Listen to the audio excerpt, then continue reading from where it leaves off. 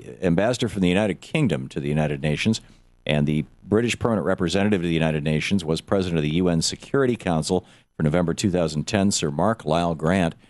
Sir Lyall Grant, welcome to the program. Thank you, Tom. A pleasure to speak to you. Thank you for joining us. The UK government has just announced probably one of the most ambitious commitments to climate change, or to addressing the issue of climate change, of any of the developed countries in the world. Can you tell us about that?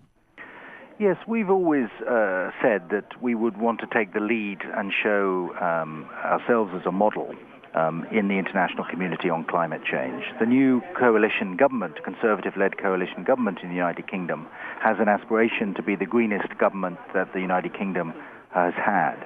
So we have pushed, both in our domestic legislation and also in the European Union, and obviously internationally more widely, for the most far-reaching targets for the reductions of carbon emissions.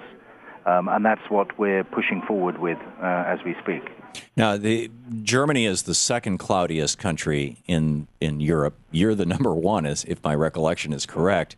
And yet Germany, with their 100,000 rooftops program, which has turned into millions of rooftops, they're generating now enough electricity from their solar rooftop program to replace between 8 and 10 nuclear power plants. And then Denmark is producing 18% of their electricity now from just the windmills in Copenhagen Harbor, and their goal is 35%, if my recollection is correct. How are you going to do that? And then, of course, there's conservation is a huge area that's often overlooked. What's the UK's plan to accomplish this? Well, as you rightly say, we're not blessed with as many hours of sunshine as many countries in Europe, let alone around the world. But we do have a number of sources of other alternative energy means, such as wind, which we have a lot of, and waves, of which we also have a lot, being an island. Mm-hmm. So, I mean, there are alternative energy sources that we are looking to develop. But we're also including nuclear energy. The German government has taken a decision to close down its civilian nuclear program. The British government is not doing that. So there are a number of alternatives to fossil fuels that we are looking at. What we want to do is be at the forefront of the technology on the green economy and having a green recovery from the financial crisis of a couple of years ago. And so there's a whole range of different options that the British government is exploring in that area. That's very interesting. Does the UK have uranium ore in abundance that you can easily mine? And if so, how do you deal with the problem that we have here in the United States of downriver contamination by radioactive isotopes from the mining process and all the cancers and deaths associated with that? Well, we don't have any uranium in the UK, so we import our uranium from other countries. Of course, there is the issue with nuclear energy of the decommissioning of nuclear waste, and a lot of money is going into developing the best ways of doing that. Most of that is done offshore, so we export that nuclear waste at the moment. Yeah. Okay. Libya.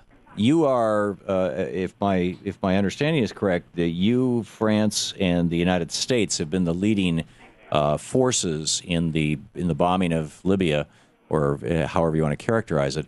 And Germany, on the other hand, has been quite opposed to it. Angela Merkel has been here in the United States meeting with the president over the last couple of days, and that topic kind of got, shall we say, glossed over, or was very diplomatically treated.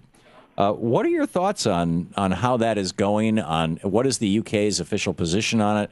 Where is it going forward? And is there much discussion in Europe of something that is the equivalent of the War Powers Act in the U.S. that gives the president 60 days that he can act, and then after that he has to have a congressional declaration? He's getting a lot of blowback on this since we're now, 70, 75 days into it. Well, on that last point, each European country has a slightly different constitutional arrangement. I mean, from our point of view, the Prime Minister has to go to Parliament and inform them of any military action, which of course he did, and got an overwhelming majority of Parliament, and that is not a time-limited authorization. So we don't have the same issues of timelines that you have here in the United States. More generally, it's true that the UK, France, and the United States were the co-authors of the resolution that we're now implementing, which authorized military force to protect civilians in Libya. But the coalition that is actually carrying out the military action in pursuit of that resolution goes much wider than those three countries. It incorporates all the NATO countries, including Germany, and Germany is very supportive of that action. Although they are not participating in a military way, they are supporting as part of NATO in that, although they abstained on the original resolution. But it isn't just NATO countries. There are a number of Arab countries that are also involved. UAE, Jordan, Qatar are all actively involved with warplanes taking part in that coalition action. What's given that, for example, Egypt, when Mubarak fell, Egypt had a very, very strong, at least two-part infrastructure. They had a strong trade union movement, and they had, the military, which ran many of the major industries in the country, and all of that was intact when Mubarak left. My understanding is in Libya, there isn't that kind of infrastructure, either on-the-ground social and political, as in the trade unions, or economic and structural, as in industry, that basically there's 34 tribes, if my recollection is correct, and that operate relatively autonomously from each other, and that as a country, Libya lacks pretty much anything with regard to infrastructure other than just basically the core army that's loyal to Gaddafi, that behaves like an enforcer, and he's been basically governing by coalition with these tribes, by paying people off and keeping people in line and intimidating people. How can you bomb out the bad guy and then create a civil society when the core infrastructure for civil society is lacking?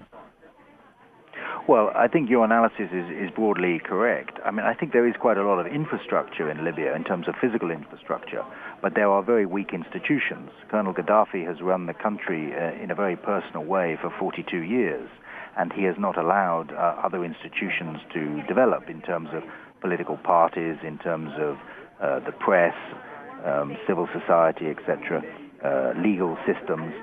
They are not present in Libya. It is more of a tribal society, as you say.